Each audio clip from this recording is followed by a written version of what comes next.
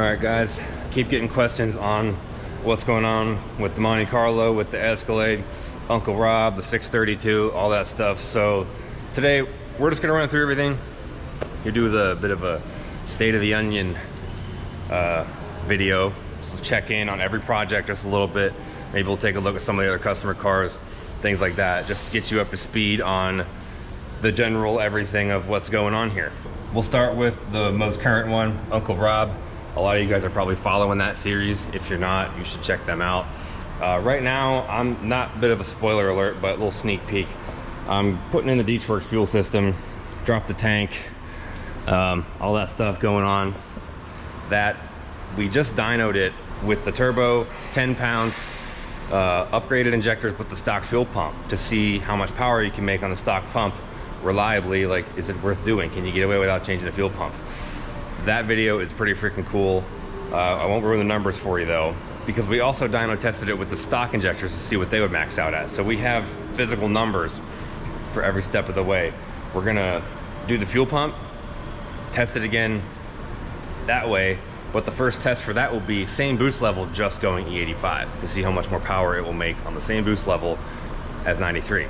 So we're doing everything step by step, providing numbers on the dyno for science for you guys. That's the current state of the union on Uncle Rob. Today I gotta go run and grab some brake lines because the rear ones are super rotted and sketchy looking, and while the tank is out I want to change those. Escalade, if you haven't seen, the engine is out. It's gone. Where is it? Well, it is in Houston at Late Model Engines, getting a full refresh. Getting ready to go back in this thing. We wanted to have it together for race week, but that's not gonna happen. Uncle Rob's going on race week. He'll put the setup in here. It's gonna be the same bottom end, same CP Carrillo rosin pistons, dart billet crank, dart block, but they're machining it for 1/2-inch head studs, O-rings, like fire rings, copper gaskets, and it's getting a Brodix BR7 BS head with LME's port job on it. So it's like a LS7 head, big spring. So it's got bigger springs, titanium valves, all the better stuff for all the RPM, more airflow. This thing is gonna be able to reliably handle the power that I popped the head at last time. It's gonna be something intense. But LME told me that they were gonna start putting the bottom end together this week. Still waiting on a couple things on the top end, like rockers and stuff. But the cool part is they're gonna engine dyno it, and we're gonna be there for that. So we're gonna find out what this 427 will make naturally aspirated before it ever goes in here and sees boost. So that'll be pretty freaking sweet. Right now there's just a bunch of stuff in it. All the parts that put it back together are, you know, buried back here, including the original headers that Adrian polished for me back in October or November after it blew up. It really pains me to see it sitting like this, but it's gonna come back stronger than ever, better than ever, just all around. It's gonna be good. The Monte Carlo, this one hurts a lot. What we were doing here, I don't know if you can hear, but the guys over there, that's a separate business. They're making all kinds of noise. It's really hard to film when they're doing stuff because sometimes they play music really loud and I can't film over copyright. So it hinders the building of things greatly because I want to film stuff while I'm building. We'll just have a seat in here. Oh, Monte Carlo, call it Ralph, has been down since January. Why? Well, I put another 6L80 in it and I went to test drive it, and I had a turbo 400 yoke on it, not the 6-speed one, which is longer. The yoke is longer. It has like a pilot bushing inside the tail shaft, I guess, in the shorter 400 yoke. Didn't fully engage in that or something, if I had to guess. And the tail shaft just exploded. Blew up everywhere. That was a big mess. Major disappointment. However, the reason it is still sitting is because the new transmission setup has been on back order. Supposed to be putting a T56 or TKX in this thing to, you know, do a 6-speed conversion, 5 or 6-speed conversion, manual transmission. That's what I want here. They're all back ordered. Still, I was told, you know, story of everyone's life these days, everything's on back order, but oh yeah, it'll be 3 to 4 weeks. Well, it's been several months. Nothing is happening. And I'm thinking, once Uncle Rob is fuel system swapped and out there ripping, I'll throw another 6L80 in here and get a drive shaft made from the same place that made the one from Uncle Rob. So at least this car will work and do stuff in the meantime until we can do the Tremec swap in it. What do you guys think? You think I should get it running with the auto to get it back on the road, or focus on the progression of Uncle Rob beyond the fuel system? Leave a comment, let me know. I really value your input on this stuff, because after all, we do it for you, for your knowledge and entertainment and involvement. Obviously, this is all stuff I want to do. However, the order in which it gets done can be dictated by you guys if you speak up. That's what I want to hear. If you've never seen this car before, it's got a 6.2 liter LSA in it. It's actually the original motor from the Escalade. I put it in here after I built the 427 for that. This blower, all the way down, everything is untouched, how it came out of the Escalade. This setup ran 1188 and 117 in the Escalade on Drag Week in 2016.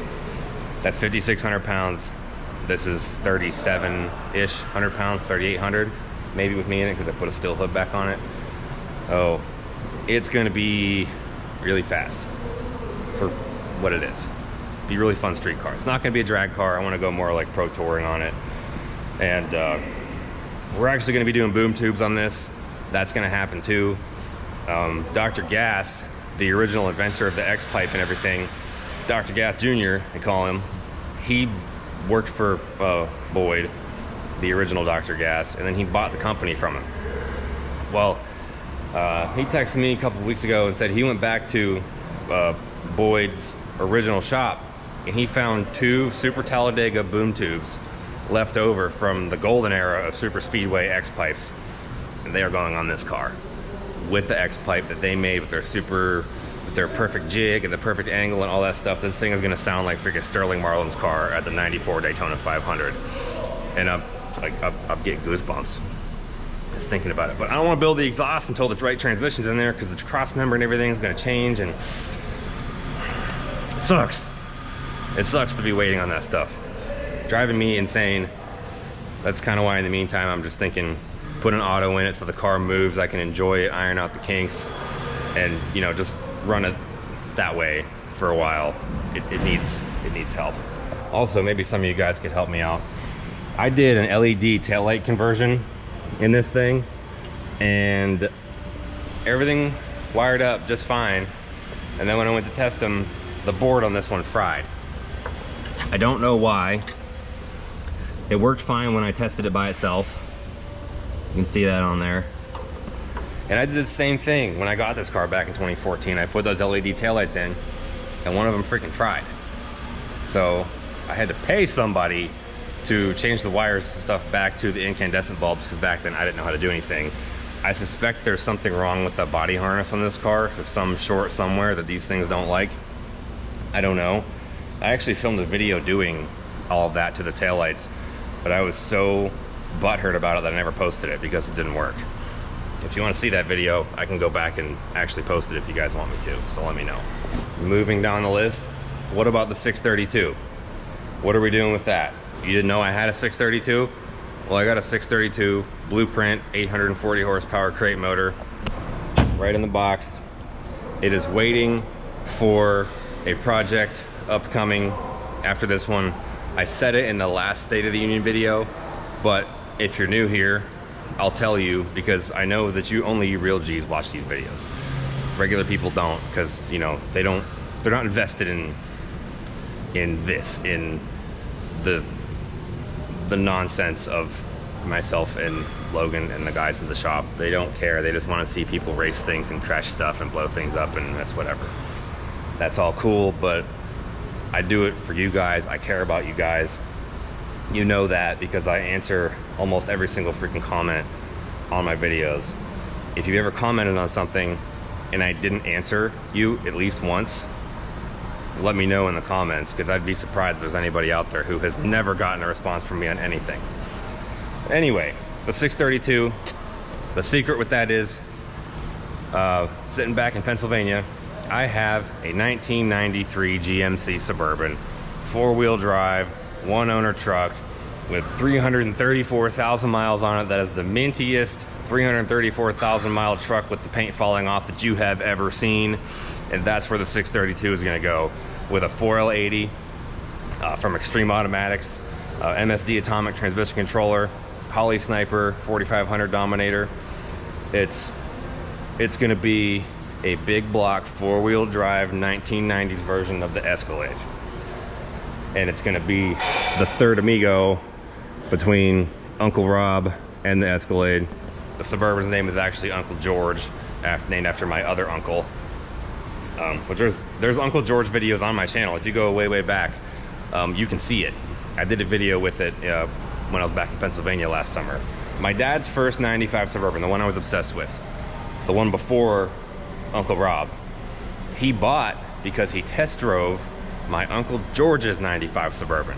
It was a white GMC, just like the one my dad got. When coming up with names for all these, I thought, okay, this one was my Uncle Rob, it's gonna be named Uncle Rob, even though it was originally my dad's. You know, I can't name it Dad, that's weird.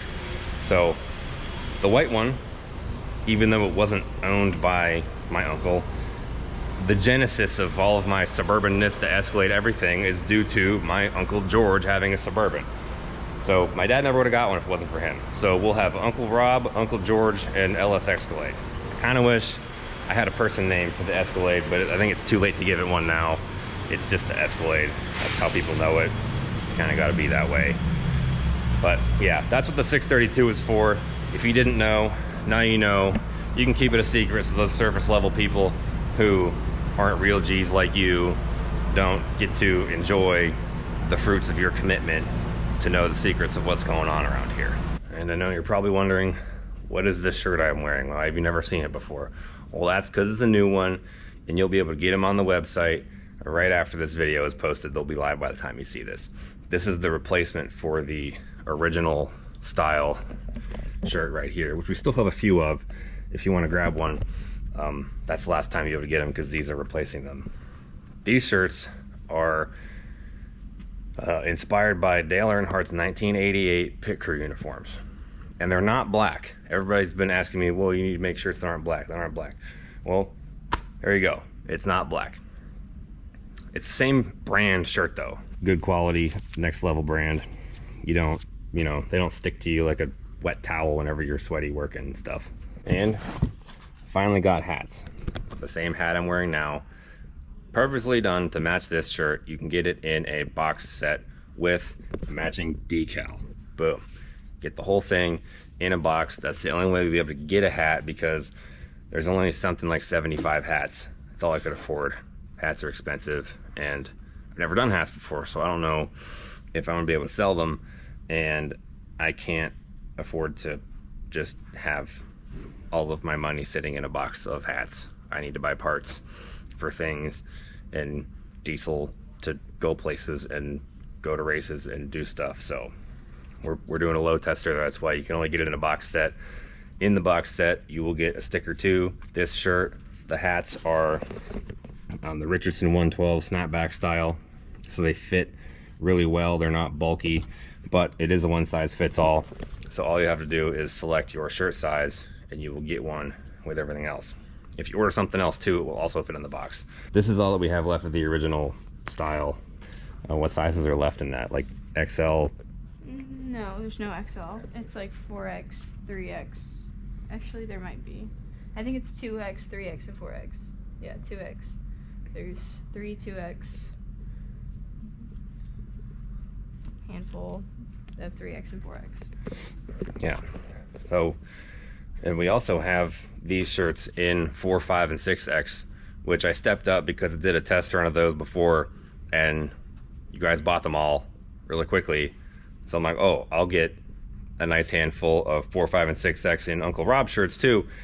And we've sold like 1 and 5X. Mm-hmm. So, I don't know. Kind of rethinking my decision to do that. Hopefully that doesn't pan out to screw me. I only make stuff that I want to wear, pretty much. And dang it, I want a t-shirt that looks like Dale Earnhardt's pit crew shirt, so I'll just freaking make one. How about that? And we got hoodies too. These are the last of the hoodies. If you want a hoodie, it's got the flag graphic on it, and that's all we're doing for this. We'll probably never get this again, because by the time next fall rolls around, there'll be a hoodie of a different style of some sort. So stapletonautoworks.com, go check it out. You'll get a handwritten note from Logan, signed by myself. Every single order gets one. That's how you can help support the cause, because you're a real G. I know you are. And things like this are important, because we don't do things normal here. And you're not a normal person if you watch this kind of stuff, because it's way too dense for the surface level sheeple.